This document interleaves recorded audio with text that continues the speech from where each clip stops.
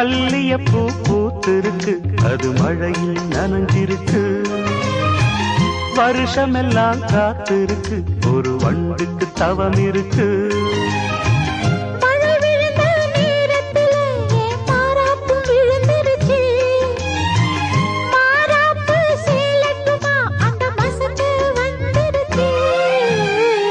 மல்லியப்பூ பூத்திருக்கு, அது மழையில் நனைஞ்சிருக்கு.